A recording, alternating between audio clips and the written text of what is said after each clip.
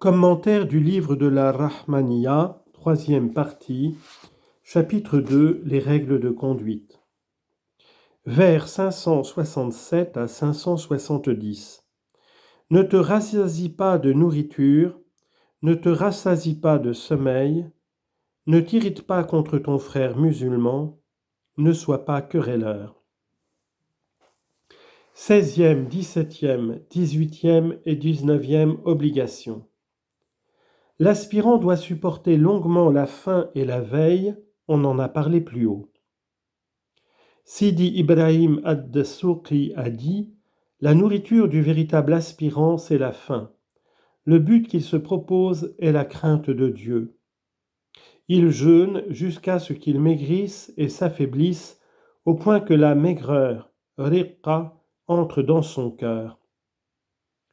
Quant à celui qui se rassasie, qui dort et se répand en paroles, il ne profitera en rien dans le chemin de la vertu et dans la paix. Islam. La médisance. L'aspirant doit éviter la médisance. La médisance consiste à dire de ton frère ce qui est en sa défaveur. S'il a commis le mal que l'on dit, c'est la médisance. S'il ne l'a pas commis, c'est la calomnie. Or, sans aucun doute, cela est défendu. Allah a dit « Qu'aucun de vous ne médise des autres ». Et le hadith dit « Pour tout musulman, le musulman doit être sacré, haram, dans son sang, son bien et sa réputation. » Le prophète a dit « Prenez garde à la médisance, elle est plus grave que l'adultère. » Il a dit aussi « Une nuit, je rencontrai des hommes qui se déchiraient le visage avec leurs ongles. Je dis à Gabriel, qui sont ces gens ? Il me dit, ce sont ceux qui médisent des autres. Qatada a dit, le châtiment du tombeau comprend 3 tiers. Le premier tiers est pour la médisance, le deuxième pour l'urine, le troisième pour la calomnie.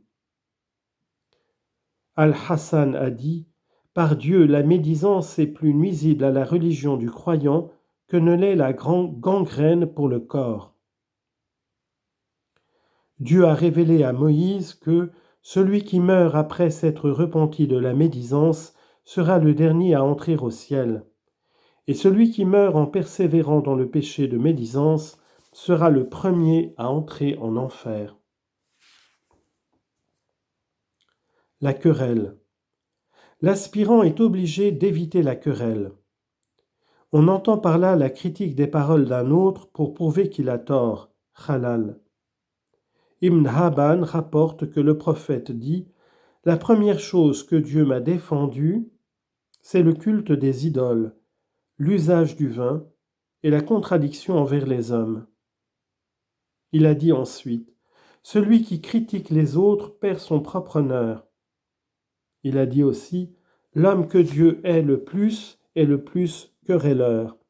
Al-Had al-Khasm. » Et encore « Celui qui se querelle et fait des procès sans être sûr est l'objet de la colère de Dieu jusqu'à sa mort. » Allah a dit « Ne dispute avec eux que dans une dispute publique. » Sourate 18, verset 3. Allah a dit aussi « Ne parlez aux gens qu'avec bonté. » Sourate 2, verset 9. Le prophète a dit « La bonne parole est une aumône. » Or, il est hors de doute que la querelle est l'opposé de la bonne parole. Elle est donc défendue par l'ordre de dire de bonnes paroles. Il est défendu donc de dire de mauvaises paroles.